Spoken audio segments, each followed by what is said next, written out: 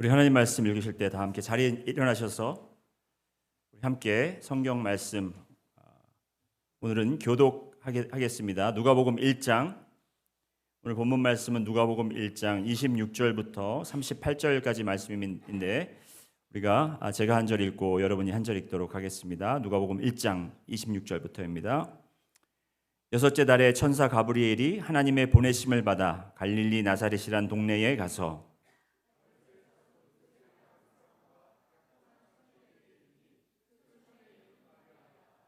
그에게 들어가 이르되 은혜를 받은 자여 평안할지어다 주께서 너와 함께 하시도다 하니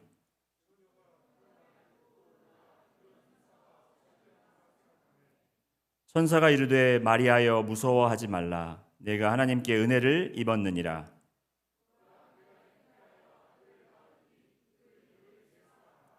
그가 큰 자가 되고 지극히 높으신 이의 아들이라 일컬어질 것이요 주 하나님께서 그 조상 다윗의 왕위를 그에게 주시리니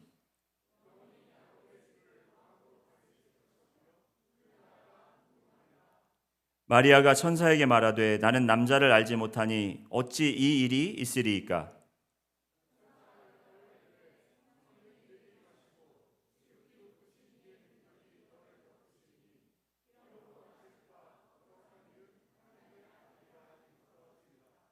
보라 내 친족 엘리사벳도 늙어서 아들을 배었느니라. 본래 임신하지 못한다고 알려진 이가 이미 6달이 되었나니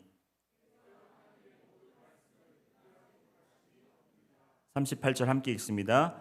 마리아가 이르되 주의 여종이오니 말씀대로 내게 이루어지이다 하매 천사가 떠나가니라. 아멘. 자리에 앉아주시기 바랍니다.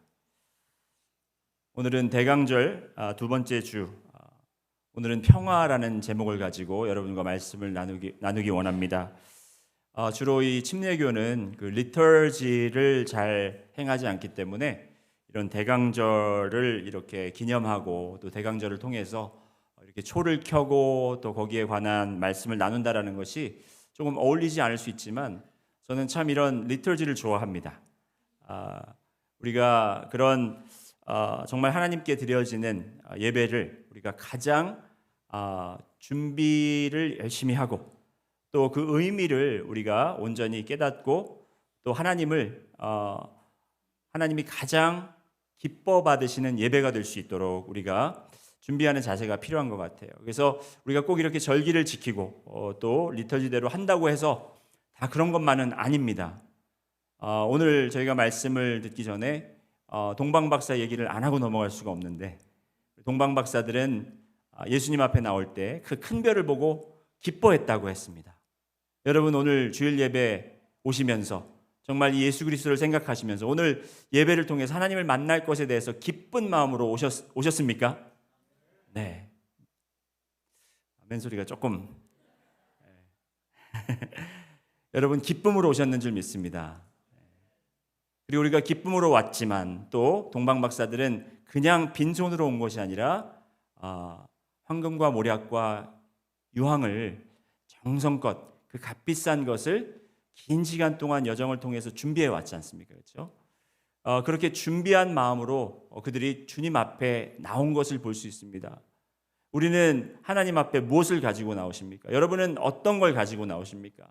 여러분 자신들조차도 우리가 준비된 모습으로 나오는지 정말 동방박사들처럼 하나님을 몰랐던 자들이지만 그들이 정말 왕이 나셨다라는 것을 깨닫고 그들이 가장 좋은 것으로 가장 귀한 것으로 말씀에 근거한 그러한 기념물들을 준비해서 예수님께 바쳤듯이 우리도 주님 앞에 귀한 예물들을 그리고 귀한 몸들과 마음을 드리는 여러분들이 되시기를 소원합니다.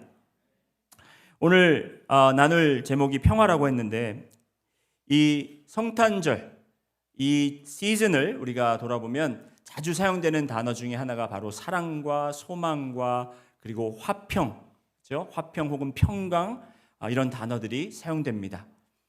이 평화라는 단어는 우리가 어디서 찾은 것이 아니라 하나님 말씀에 보면 정말 한밤에 양을 치던 목자들에게 나타난 천사가 그 태어나심을 알리는 그 천사들이 메시아에 대한 소식을 전할 때에 이렇게 기록하고 있습니다. 호련히 수많은 천군이 나타나 하나님을 찬양하며 말하기를 지극히 높은 곳에서는 하나님께 영광이요 땅에서는 하나님이 기뻐하신 사람들 중에 평화로다. 평화로다. 크리스마스 카드에 우리가 많이 보는 구절이기도 하죠. 이렇게 우리가 너무나 친숙해 있고 익숙해 있는 단어들을 우리가 다시 한번 생각해 보면서 이 단어의 의미가 무엇인지 생각해 봐야 될 필요가 있습니다. 제가 신학교 다닐 때 저희 신학교에서 교회 음악 교회 음악과에서 저희가 항상 매해마다 핸델의 메시아를 공연을 했습니다. 저는 이렇게 합창단 뮤직을 그때 처음 정말 합창단 뮤직이 이렇게 아름다운 거구나 그걸 깨달았어요. 우리 교회도 해마다 핸델의 메시아를 공연하면 참 좋겠죠.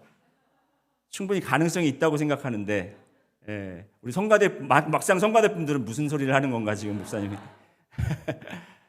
충분히 할 수 있다고 생각합니다.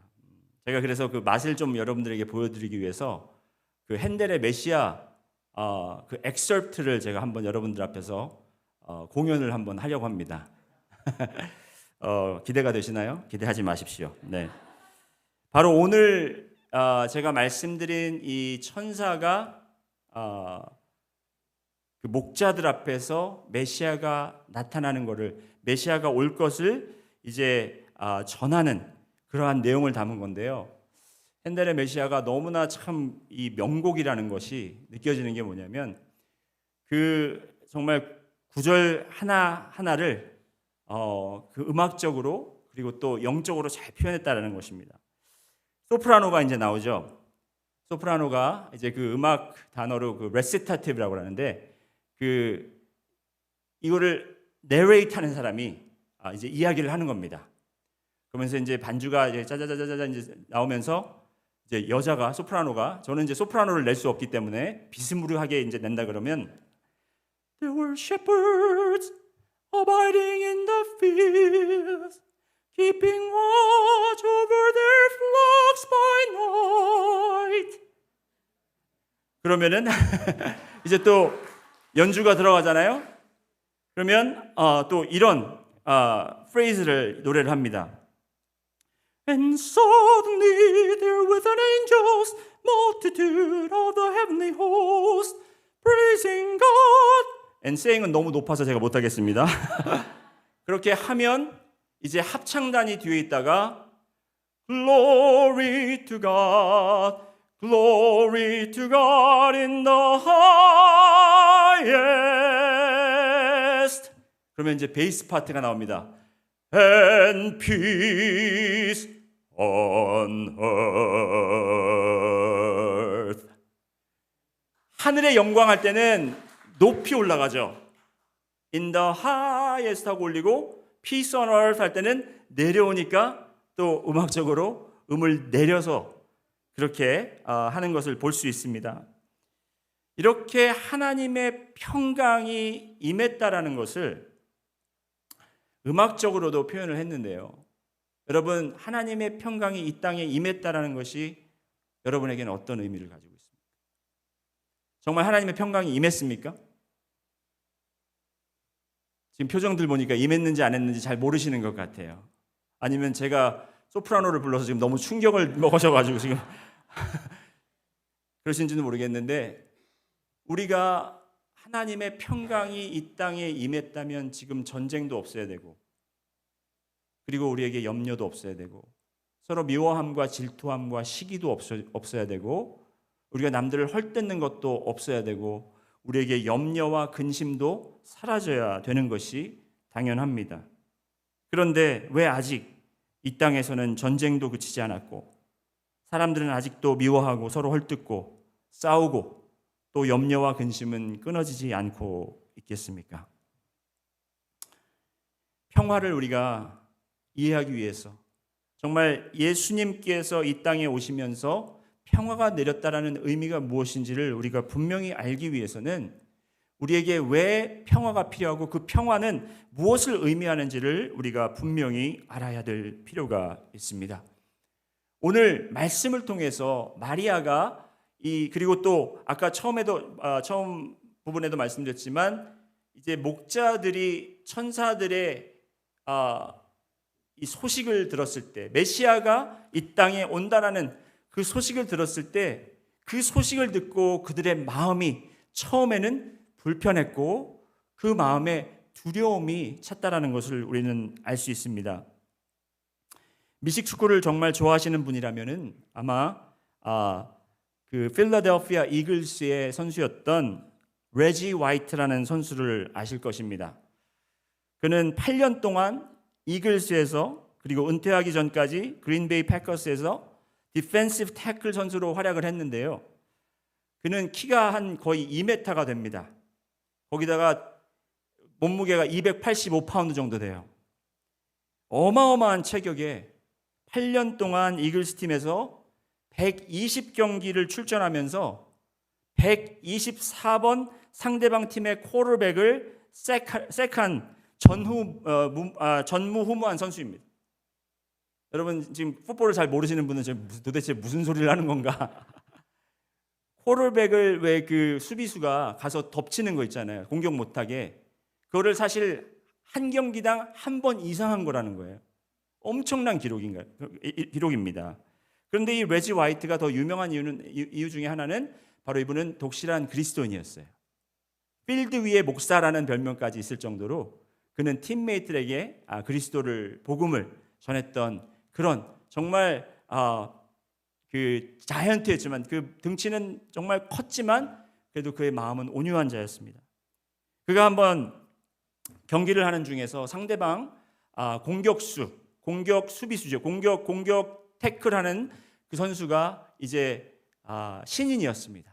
신인인 그 선수를 이제 정말 무자비하게 그가 넘어서서 쿼터백을 덮쳤습니다. 그러고 나니까 창피하잖아요. 이 신인이 너무 창피한 겁니다.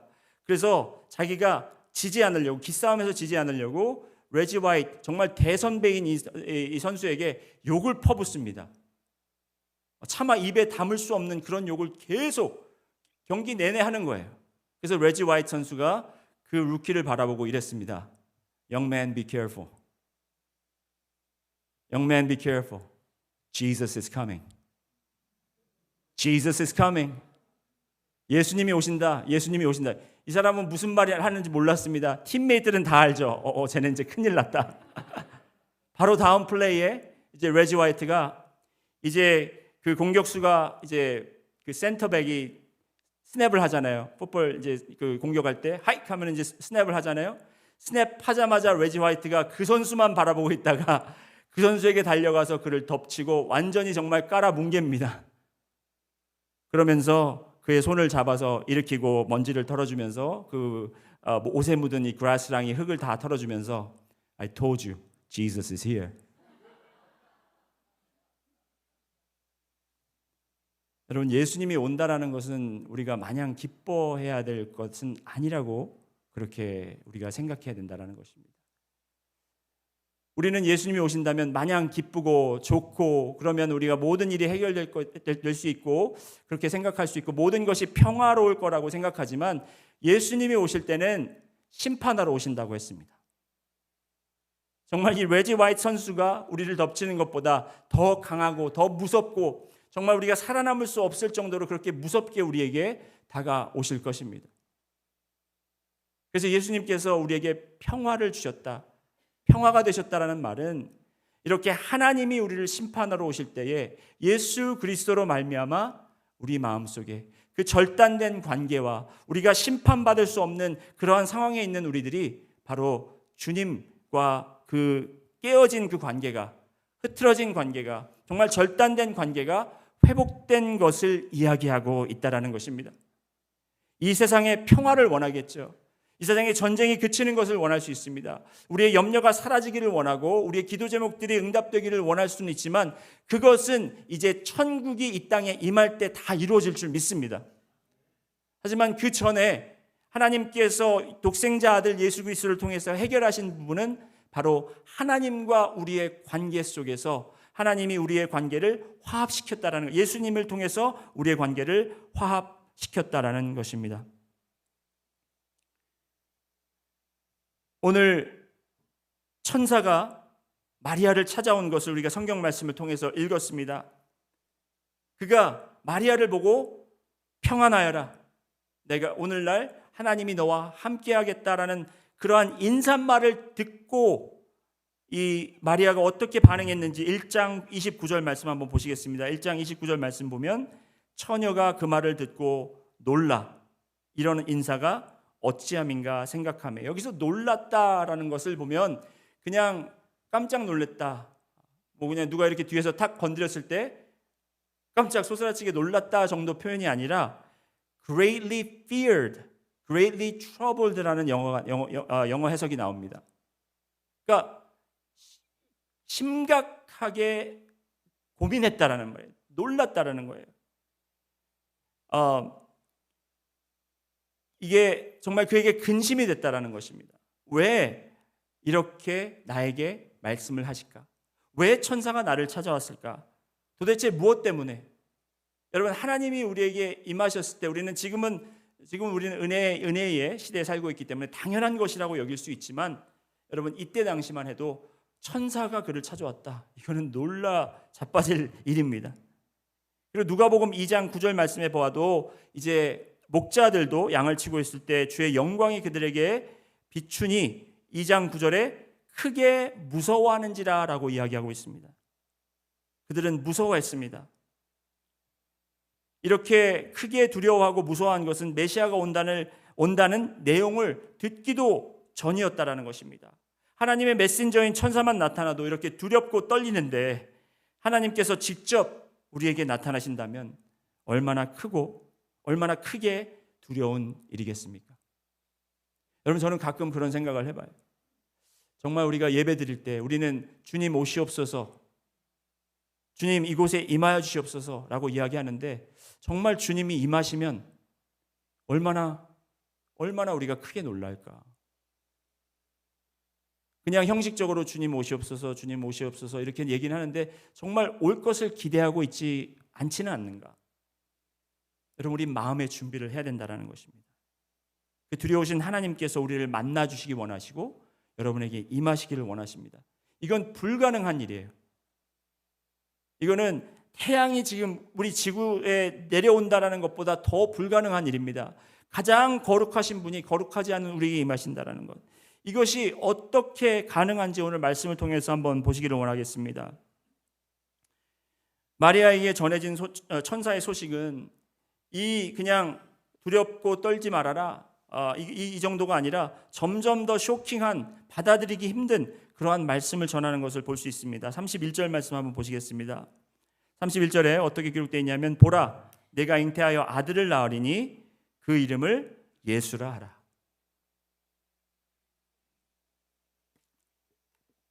마리아가 정혼한 나이를 대충 따져보면 15살에서 16살쯤이라고 합니다. 이 어린 소녀에게 천사가 나타난 것도 지금 놀랄 일이지만, 그가 지금 정혼을 했고 아직 혼인을 완전히 맺은 그런 관계도 아니고 아직 요셉과 그렇게 가까운 사이도 아니었는데도 불구하고 지금 잉태를 한다라는 거, 임신을 한다라는 겁니다. 이런 말이 진짜 꿈인가 생시인가?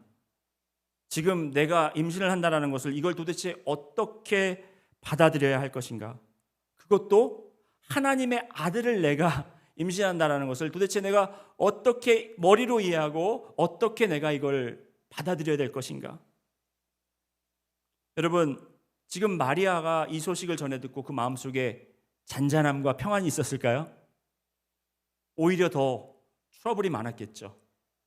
오히려 더 힘들었겠죠. 고민이 많았겠죠. 여러분, 우리 주 예수 그리스도가 여러분에게 임하셨다라는 것이 바로 마리아가 이 처녀의 몸으로 예수님을 잉태했다라는 것과 별 다른 차이가 없다라는 거예요.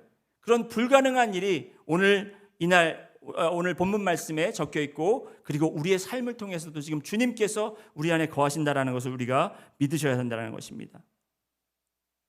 정혼을 하지 않은 여자가 아직 혼인을 완전히 하지 않은 상태에서 임신을 하게 된다면 그 여인에게는 어떤 일이 벌어집니까? 율법적으로 보면 돌로 맞아 죽어야 합니다. 그리고 그 가족은 정말 이거는 굉장히 disgraceful한 거예요. 수치를 당하는 겁니다. 또 정원자인 요셉에게는 어떤 일이 일어날지도 모르겠죠. 지금 엄청난 사건이 지금 이 여인에게, 그리고 이 가정에게, 그리고 또 이 두 가족에게 벌어지고 있었다라는 것입니다. 그러한 상황 속에서 어떻게 평화를 누리고 어떻게 평강을 받아들일 수 있었겠습니까? 우리가 서로 인사말로 건네는 주님의 평화가 여러분 어떤 의미인지를 우리가 깨달아야 된다는 거예요. 그걸 아시고 사용해야 된다는 말입니다. 전쟁이 그치고 미움이 사라지고 모든 재난과 피해가 멈춰지고 걱정과 근심거리들이 더 이상 존재하지 않는 것이 주님이 주신 평화가 아니라는 것입니다. 예수님께서 말씀하셨잖아요. 지금 내가 주는 이 평화는 세상이 어떤 평화와 다르다, 그렇게 말씀하시지 않으셨습니까? 주님이 이 땅에 주신 평화는 바로 하나님과 인간과 그 사이에 막힌 담을 허셨다라는 것입니다. 그래서 하나님께서 우리와 함께 하실 수 있는 은혜가 바로 평화입니다. 하나님이 인간과 함께 하신다라는 것은 영어로 표현하면 greatest scandal in history of the world. 가장 큰 스캔들이라는 거예요. 하나님이 어떻게 인간과 함께 있을 수 있을까? 처녀가 임신한 거 여러분 한번 생각을 해보세요. 우리 주위에 처녀가 임신했다고 그러면 여러분 어떻게 이야기하겠어요? 처녀는 무슨 처녀야? 그러겠죠. 스캔들이라는 겁니다. 하나님이 어떻게 우리에게 임하시겠다는 거죠. 28절 말씀 한번 보시겠습니다. 28절 말씀, 우리 28절 찾으셨으면 다 같이 한번 한 목소리로 읽겠습니다. 시작.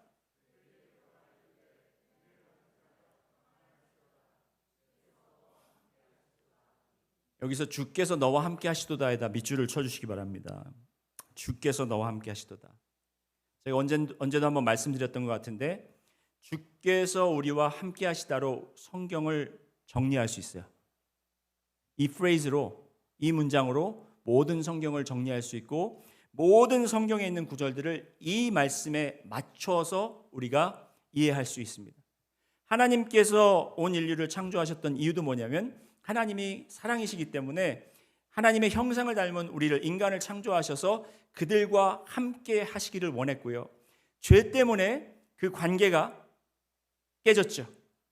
그렇지만 하나님은 온 인류를 구원하시기 위해서 아브라함과 언약을 맺고 그를 통해서 이제 모든 족속들을 만들고, 그렇죠? 그 네이션, 그 나라를 통해서 예수 그리스도를 보내심으로 말미암아 온 인류가 구원받게 하심으로써 이제 마지막 때에는 하늘나라가 이곳에 임하게 되고 그 임한 하늘나라에 우리가 영원히, 믿는 자들은 그 하늘나라에 영원히 주님과 함께 있는 것이 바로 주님의 역사이고 주님의 계획이라는 것입니다. 하나님이 우리와 함께 하신다는 것. 그것을 가능하게 했던 사건이 바로 예수님의 탄생, 바로 그 순간부터라는 것이죠. 크리스마스는 카드를 나누는 것도, 그리고 이렇게 아름답게 트리를 장식하는 것도, 서로에게 선물을 주는 것도, 그리고 파티를 열어서 우리가 사랑하는 사람들과 함께 즐거운 시간을 갖는 것도 중요하지만 크리스마스의 정말 센트럴 메시지, 크리스마스의 핵심적인 메시지는 뭐냐면 하나님과 우리와의 사이에 건널 수 없는 그 길에 다리가 되기 위해서 하나님께서 독생자 아들 예수 그리스도를 이 땅으로 보내셨다라는 거예요. 바로 그것이 평강이 이 땅에 임했다라는 바로 그 말씀이라는 것입니다. 요한복음 3장 16절에 하나님이 세상을 이처럼 사랑하사 독생자를 주셨으니, 하나님의 아들을 우리에게 주심으로써 우리가 그 건널 수 없는 그 길을 건널 수 있게 되었고, 정말 막힌 담을 예수 그리스도의 보혈의 피로 말미암아 허무셨고, 그리고 우리가 주님을 하나님을 아버지라 부르며 이렇게 예배 장소에 나와서 주님을 찬양하고 기도하고 예배드리고 말씀을 들을 수 있는 여러분과 제가 됐다라는 것입니다. 아무리 천사가 말하는 것이라도 믿기지 않는 것은 믿기 어렵습니다. 그렇죠? 그런데 그런 상황 속에서 마리아는 천사에게 이렇게 묻습니다. 34절 말씀 보시겠습니다. 마리아가 천사에게 말하되 나는 남자를 알지 못하니 어찌 이 일이 있으리이까? 당연한 걸 묻는 거죠. 이게 어떻게 가능합니까? 아무리 하나님이시고 아무리 정말 전지전능하신 분이시지만 이게 어떻게 가능합니까? 이게 가능하다면 예전에도 그런 일이 있어야 되는데 그런 일이 없었잖아요. 어떻게 가능하냐는 묻는 거죠. 그랬더니 35절에 천사가 이렇게 대답합니다. 이르되 성령이 내게 임하시고 지극히 높으신 이의 능력이 너를 덮으시리니 이러므로 나실 바 거룩한 이는 하나님의 아들이라 일컬어지리라. 여기에 두 가지 것을 천사가 알려줍니다. 어떻게 이런 일이 있느냐? 바로 두 가지 해프닝이 있어야 되는데 첫 번째가 뭐냐면 성령이 내게 임하시고 거기다 밑줄을 치시고 1번이라고 이렇게 적어주시면 감사하겠습니다. 이래서 여러분 성경책을 좀 가지고 다니셔야 돼요. 성경책을 가지고 다니시면서 제가 말씀하실 때 여기 밑줄 치세요, 하이라이트 하세요 그러면 그걸 이렇게 하셨다가 나중에 그러면 여러분이 성경 보실 때 내가 여기다 왜 이걸 밑줄 쳤지? 하면서 다시 보게 되잖아요. 그렇죠? 그래서 여러분 성경을 가지고 다니시면서 밑줄을 쳐주시기 바랍니다. 성령이 내게 임하시고 그다음에 두 번째는 지극히 높으신 이의 능력이 너를 덮으시리니. 지극히 높으신 이의 능력이 너를 덮으시리니. 거기다 또 밑줄 주시고 2번이라고 적어주시기 바랍니다. 이 두 가지 사건이 있어야 돼요. 성령이 임하심, 지극히 높으신 이의 능력이 너를 덮으심. 여러분 누가복음을 누가 썼죠? 네? 누가? 네, 맞습니다. 네, 너무 당연한 걸 여쭤봐서 대답을 못하신 거예요. 그럼 사도행전은 누가 썼죠? 누가? 맞아요. 사도가 쓴 게 아니고 누가가 쓴 겁니다. 사도행전도 누가가 썼습니다. 그래서 그게 누가복음 1, 누가복음 2라고도 얘기해요. 사도행전을. 그런데 그 사도행전에 여러분 똑같이 저자가 똑같다 보니까 말씀을 같은 내용의 말씀을 적어놓은 구절이 있습니다. 사도행전 1장 8절 말씀 한번 보시겠습니다. 사도행전 1장 8절 말씀을 보시면 오직 성령이 너희에게 임하시면 너희가 권능을 받고 성령이 임하시고 그리고 우리가 권능을 받는다고 이야기합니다. 이 말씀에 대해서 제가 마지막 부분에서 조금 더 보충 설명을 드리도록 하겠는데요. 우리가 어떻게 하나님을 우리 안에 모시고 살 수 있을까? 어떻게 정말 처녀가 잉태하여 하나님의 아들을 품을 수 있을까? 가질 수 있을까? 바로 이 해답은 성령님이 하셨다는 거예요. 하나님이 하셨다는 거예요. 그리고 그 능력으로 하셨다는 겁니다. 자, 이것에 대해서 조금 이따가 더 설명을 드리고 일단 그렇게 기억하고 계시고요. 이 말씀을 이제 듣고 마리아는 믿음으로 받아들이는 것을 볼 수 있습니다. 38절 말씀 보시겠습니다. 38절 말씀 다 같이 읽겠습니다. 시작.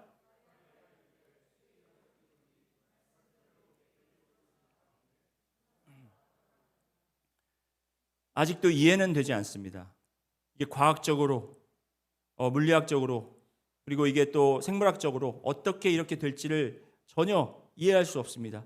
하지만 하나님이 보내신 천사의 말씀이기 때문에 그가 그대로 믿었다라는 겁니다. 많은 사람들이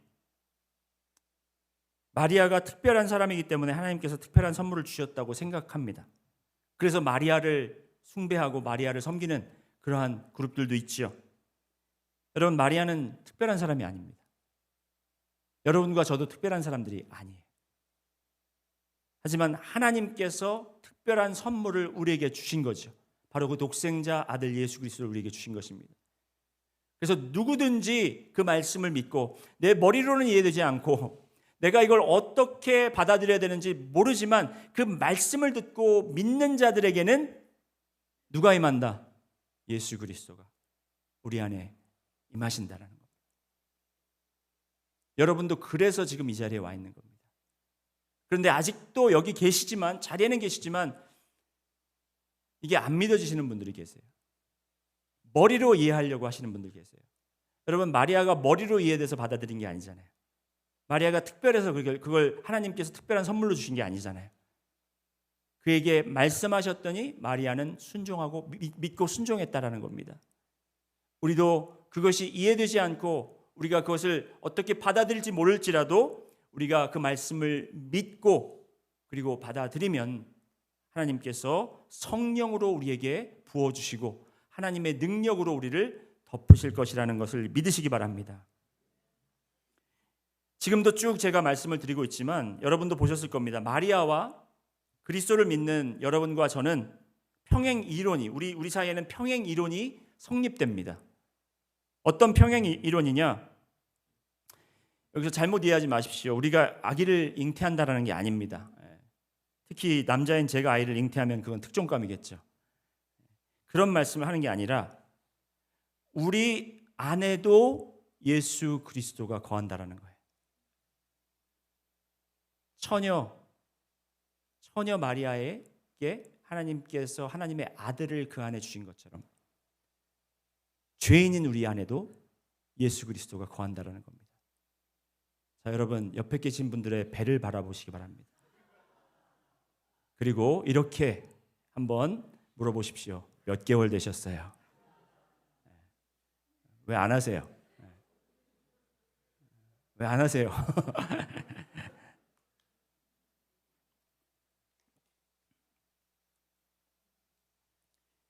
마리아는 믿음으로 예수님을 잉태할 수 있었고 우리 또한 믿음으로 예수님을 우리의 구주로 영접할 수 있었습니다. 하나님께서 온 인류를 구원하시기 위해서 독생자 아들을 이 땅에 보내셨습니다. 그 예수님은, 그 태어나실 예수님은, 마리아 뱃속에 있었던 그 예수님은 이제 아기로 태어나셔서 이제 그의 삶을 장차 태어나서 순종의 길로 죽음의 길까지 가셔야 하는 그런 분이었습니다. 우리가 짊어져야 하는 그 죄를 지시고 무거운 죄의 짐을 지시고 십자가에 오르셔서 죽으심으로 원수였던 하나님과 인간과의 관계를 화목하게 하셨다라는 것입니다. 마리아의 순종과 믿음으로, 그죠? 그런데 여러분과 저에게도 예수 그리스도가 찾아오셨고 임마누엘 되신 그 예수 그리스도가 우리와 함께 계신다라는 것입니다. 성령으로 임하셨고 지극히 높으신 분의 능력이 우리를 덮었습니다.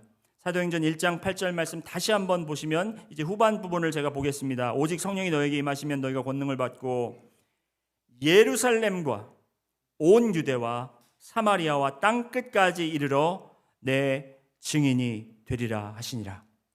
평강이 되신 예수님이 우리에게 임했다라는 것은 여러분 나만 편하고 내가 평화롭고 나의 모든 삶의 문제들이 이제 안전권에 들어오고 내가 이제 평안을 얻어서 모든 것이 화평해지고 관계가 회복되고 이런 것을 이야기하시는 것이 아니라 이제 평화 되시는 예수 그리스도가 성령님으로 내 안에 거하심으로 인해서 마리아는 그 예수 그리스도가 이제 탄생되면서 그 예수 그리스도를 통해서 온 인류를 구원하는 십자가에서 죽으시면서 그 보혈의 피로 온 인류를 누구든지 믿으면 영생을 얻으리라는 약속을 보게 하셨고 여러분과 저는 이 성령님이 우리 안에 거하시면서 나의 삶만 주관하시는 것이 아니라 여러분과 나의 삶을 통해서 아직도 하나님과 화평이 됐다라는 것을 평화를 누리고 있다라는 것을 모르고 깨닫지 못하는 사람들에게 그 복음의 메시지, 그 평강의 메시지를 가지고 나가는 여러분과 제가 되셔야 된다라는 거예요.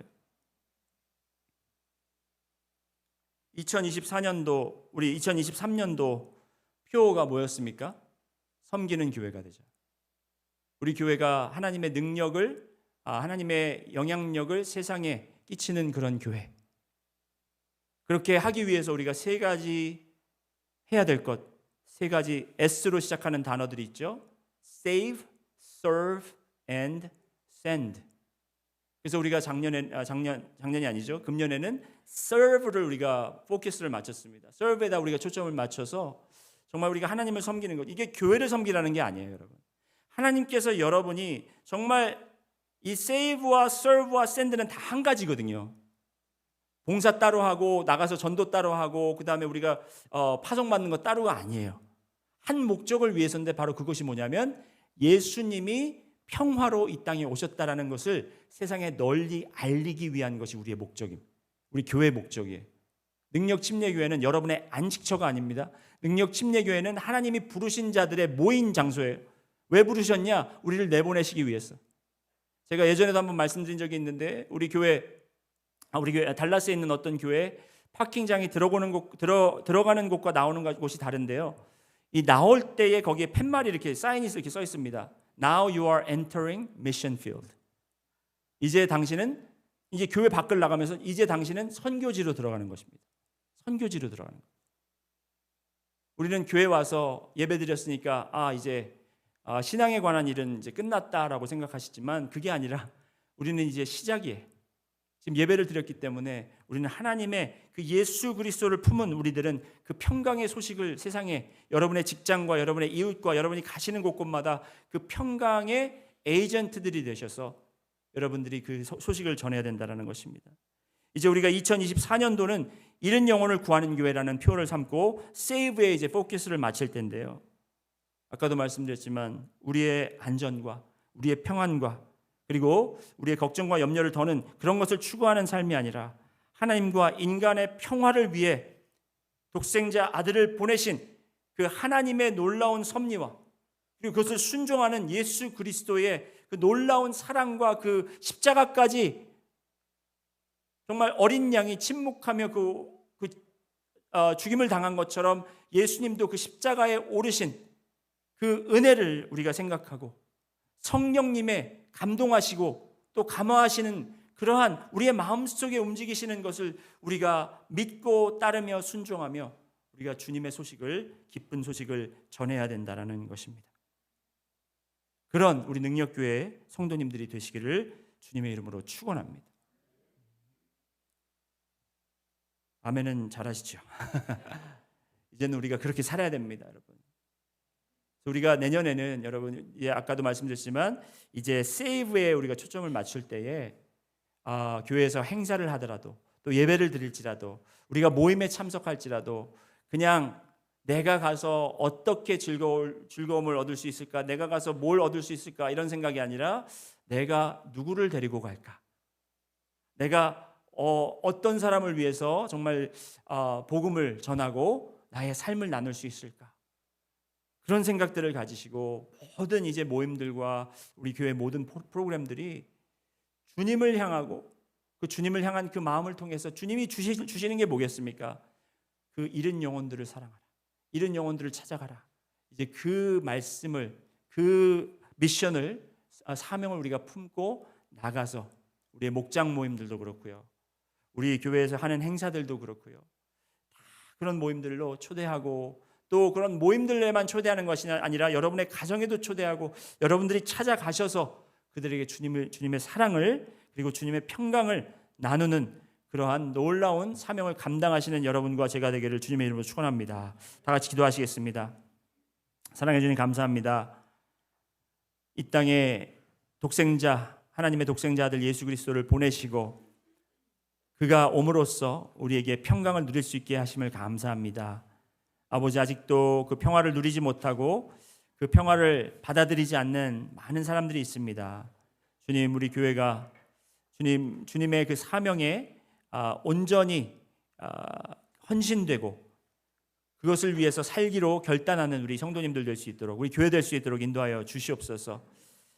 우리 교회 이름이 능력 침례교회입니다. 아버지, 그 성령님이 임하실 때 우리가 능력이 보여질 것을 믿습니다. 주님, 성령님 이곳에 임하시고 우리 각자의 삶 속에서 주님의 성령님이 가득 채워져서 우리가 주님의 능력으로 이 세상을 정말 이 세상에 주님의 놀라운 복음의 소식들을 전할 수 있는 우리 교회가 될 수 있도록 인도하여 주시옵소서. 감사드리며 예수님 이름으로 기도드렸습니다. 우리 함께 일어나셔서 같이 찬양 드리기 원합니다.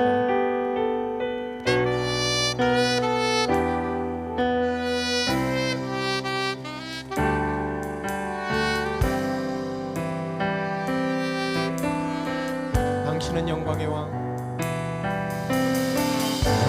당신은 영광의 왕, 당신은 평강의 왕, 당신은 하늘과 땅의 주, 당신은 정의의 아들,